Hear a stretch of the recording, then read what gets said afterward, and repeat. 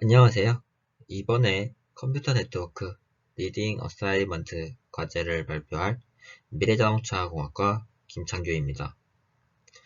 제가 발표할 논문은 How to Read a Paper입니다. 처음으로 목차를 소개해 드리겠습니다.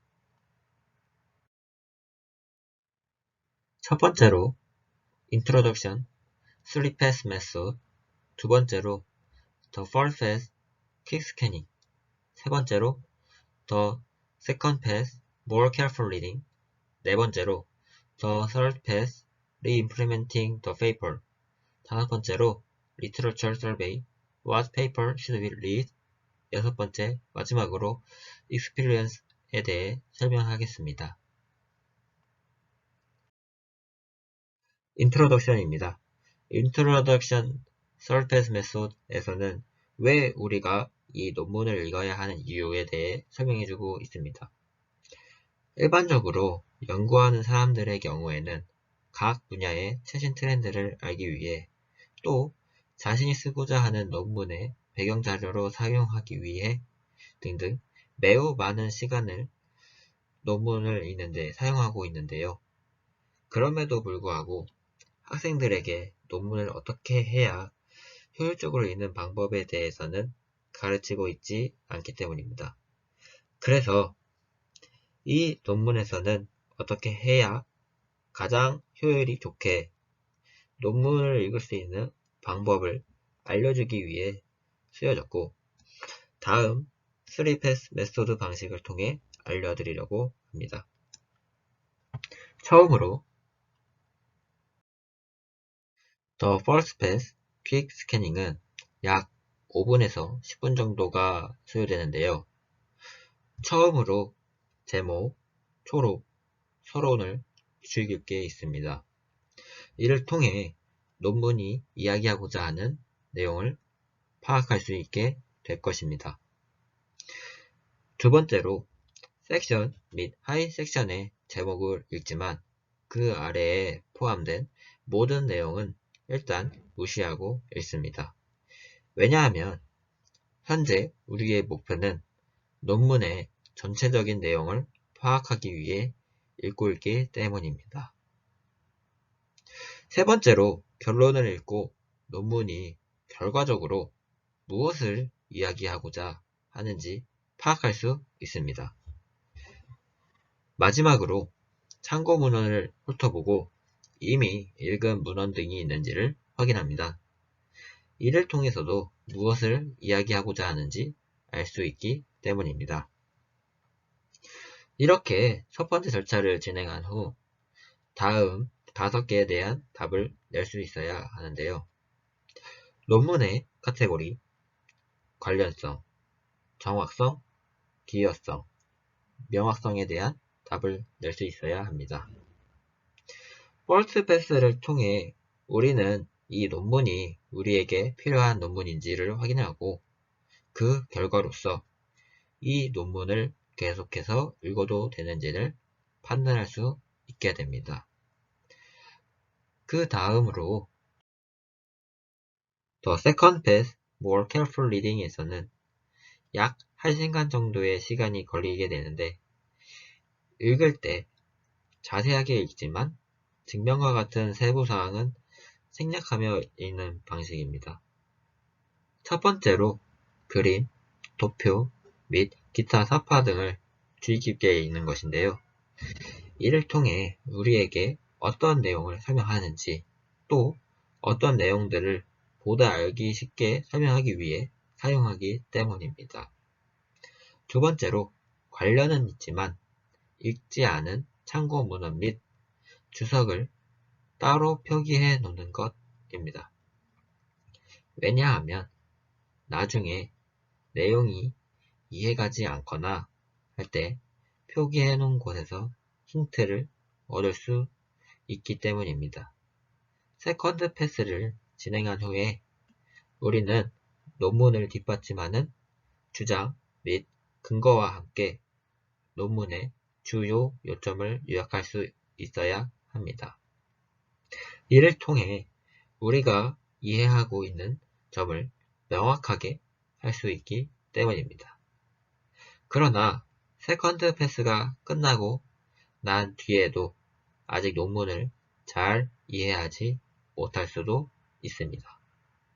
이럴 때에는 배경자료 및 참고 문헌들을 읽은 후 다시 논문을 살펴보거나 앞에서 표시해둔 곳에서 확인해보거나 최후의 방법으로는 약간의 이해가 안되는 부분은 포기하고 인내심을 가지고 설드 패스로 넘어가는 방법이 있습니다. 마지막으로 The Third Path, Re-implementing the Paper에 대해 설명하겠습니다. 이 방법은 숙련되어 있다면 1시간이면 다 읽을 수 있지만 보통 4시간에서 5시간이 걸리게 되는 방식입니다. 마지막 방식인 Third Path는 논문을 가상으로 재구성해보는 방법입니다. 첫 번째로 모든 문장에서 모든 가정을 확인해야 합니다. 이를 통해 우리는 어디서 단순 가정을 했는지, 나 부족한 가정 등을 확인할 수 있게 될 것입니다. 두 번째로 동일한 가정과 절차를 통해 논문의 결과를 다시 재현해봐야 합니다. 왜냐하면 다시 재현해본 결과와 논문과 똑같이 나오게 되는 경우가 생각보다 낮은 확률이기 때문입니다.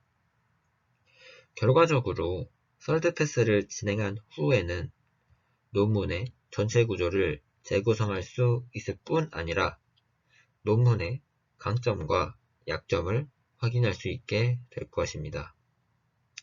또 암묵적 과정, 관련 작업에 대한 인용 누락, 실험 또는 분석 기법으로 잠재적인 문제를 정확하게 파악할 수 있게 될 것입니다. 다음으로 Literature Survey, What Paper Should We Read? 에 대해 이야기해 보겠습니다. 첫째로 구글 스콜러나 사이트시어와 같은 학술 검색 엔진과 몇몇 잘 선택해 키워드를 사용하여 우리가 찾고 있는 카테고리에서 최근 3편에서 5편의 논문을 찾아봅니다. 왜냐하면 가장 최신의 트렌드를 반영하고 있는 논문들이기 때문입니다. 둘째로 참고 문헌 목록에서 인용문 공유와 반복된 저자 이름을 찾아보고 주요 연구자들의 웹사이트에 가서 그들의 가장 최근에 출판한 것들을 살펴봅니다. 왜냐하면 반복적으로 인용되는 사람들이 그 분야에서 가장 권위가 높은 사람일 확률이 높기 때문입니다. 마지막으로 웹사이트로 이동하여 이러한 주요 컨퍼런스를 살펴보고 최근 진행 상황을 살펴봅니다. 그럼으로써 우리는 찾고 있는 분야의 가장 최신 트렌드를 확인할 수 있게 될 것입니다. 위에 리터러처 서베이 방식을 통해 찾아낸 논문들을 퀵 스캔을 통해 확인해보고 위의 논문들이 우리가 찾고자 하는 내용을 가지고 있다면 위의 논문들을 설드 패스 방식을 활용하여 읽어야 할 것입니다. 마지막으로 유스피어리언스에서는 위의 방식을 활용하게 될 경우 우리가 얻을 수 있는 이득에 대해 이야기해 보겠습니다. 우리는 설드 패스의 절제된 접근 방식을 통해서 전체적인 내용을 얻기 전에는 세부 사항들에 빠져드는 것을 막아줄 수 있을 뿐만 아니라 이러한 방식으로 우리는 논문을 검토하는 데 필요한 시간을 수정할 수 있게 되었습니다. 결과적으로 우리는 필요와 시간에 따라 논문 평가의 깊이를 조정할 수 있게 되었습니다. 이상으로 컴퓨터 네트워크 리딩 어사이먼트 How to Read a Paper에 대한 발표를 마치겠습니다. 감사합니다.